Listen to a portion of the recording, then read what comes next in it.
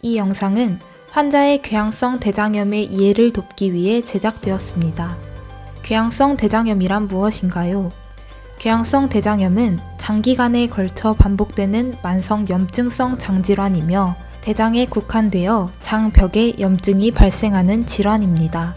정확한 원인은 알려지지 않았으나 유전성, 면역성, 감염성, 정신적 요소가 복합적으로 작용하여 생기는 것으로 추측하고 있습니다.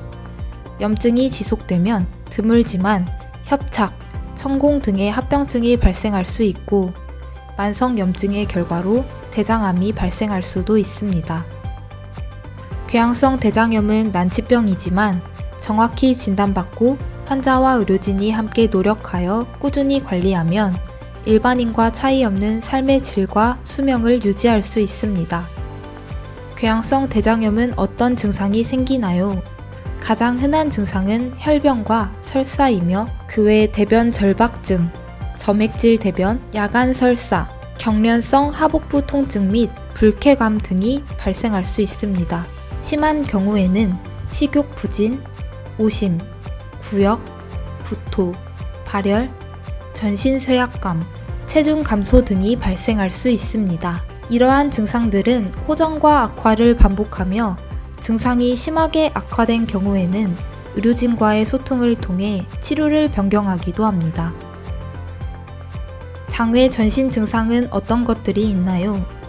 관절 질환, 피부 질환, 구내염 및 안구 질환 등이 발생할 수 있습니다. 관절 질환은 가장 흔히 관찰되는 장외 증상으로 관절통, 요통, 말초 관절염, 골반뼈 염증, 강직성 척추염 등이 있고 그 외 구내염과 결막염, 포도막염, 홍채염, 곡막염 등의 안과 질환, 피부 질환인 결절홍반, 궤저농피염 등이 동반될 수 있습니다.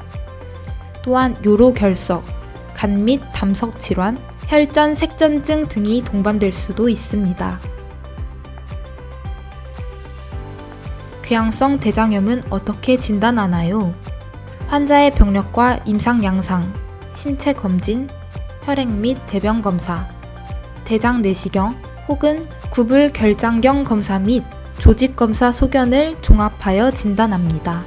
내시경으로는 직장에서부터 연속적, 대칭적으로 이어지는 염증 병변과 궤양을 관찰할 수 있습니다.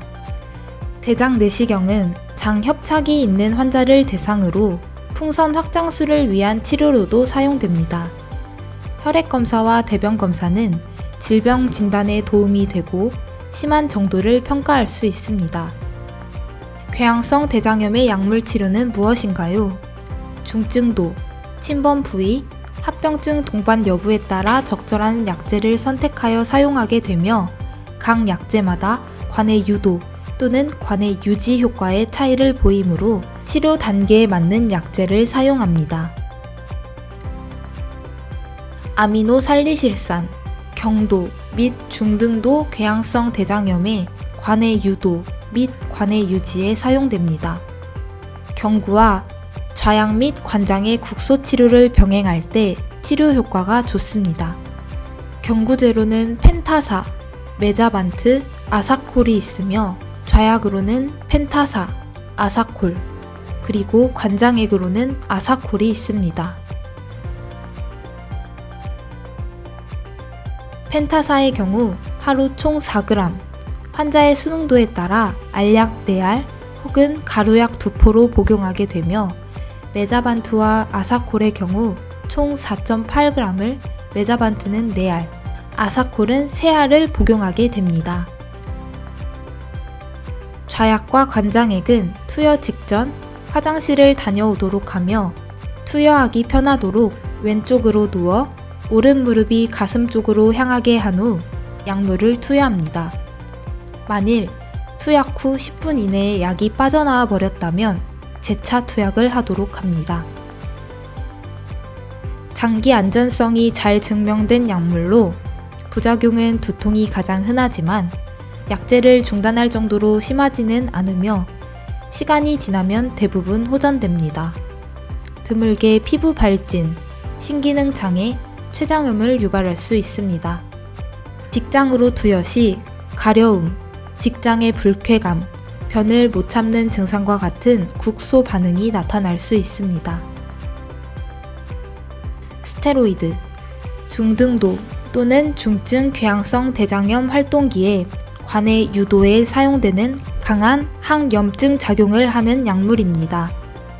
관해 유지 효과는 없으므로 단기간만 사용합니다. 주로 경구로 투여되나 입원 치료가 필요할 정도로 증상이 심한 경우에는 고용량을 정맥 주사로 투여합니다. 부작용은 대개 스테로이드의 용량과 투여 기간에 비례하여 증가합니다.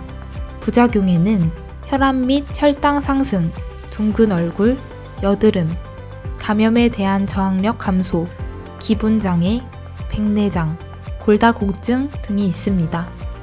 스테로이드 사용 중에는 부신에서 자체적인 호르몬 생산이 감소 또는 중단될 수 있어 점차 기능을 회복할 수 있도록 치료 기간인 2달 동안 천천히 감량하여 끊습니다. 면역 조절제, 스테로이드를 중단할 수 없거나 스테로이드에 반응하지 않는 경우, 약제 부작용으로 스테로이드를 복용할 수 없는 경우, 스테로이드 주사제나 사이클로스포린에 관해가 유도된 궤양성 대장염에서 관해 유지 목적으로 사용됩니다. 티오프린은 약효가 2에서 4개월 후에 천천히 나타나는 약물이며 처방 전 약물 유정 검사가 필요합니다. 이는 약물 대사 저해 및 백혈구 감소증과 같은 부작용 발생을 유발하는 유전자 돌연변이 확인을 위해 시행합니다. 부작용은 두통, 구역, 설사, 구강궤양, 발진, 발열, 관절통, 골수 억제, 감염에 대한 저항력 감소 등이 있으며 장기간 사용 시 림프종과 피부암의 발생 위험도가 매우 드물게 증가할 수 있습니다. 백혈구 감소증을 확인하기 위해 주기적인 혈액 검사를 시행해야 합니다. 생물학 제제, 스테로이드나 면역 조절제 등의 효과가 없거나 부작용으로 사용할 수 없는 경우에 사용합니다. 궤양성 대장염에서 현재 사용되는 생물학 제제에는 크게 염증 매개 물질인 종양괴사 인자를 억제하는 항 TNF 제제와 염증을 유발하는 림프구가 장으로 이동하는 것을 차단하는 항 인테그린 제제, 인터루킨이라는 염증 물질을 차단하는 항 인터루킨 제제, 사이토카인에 의한 면역과 염증 반응 신호 전달의 중심적인 역할을 담당하는 야누스키나제라는 효소를 억제하는 소분자 제제가 있습니다. 우선 항 TNF 제제에는 인플릭시맙과 아달리무맙, 골리무맙이 있습니다. 인플릭시맙은 정맥 또는 피하로 투여할 수 있으며 정맥 투여의 경우 0주, 2주, 6주, 이후 매 8주마다 투약하고 용량은 환자의 체중에 따라 결정됩니다. 치료 도중 효과가 저하될 경우 용량을 2배로 증량할 수 있습니다.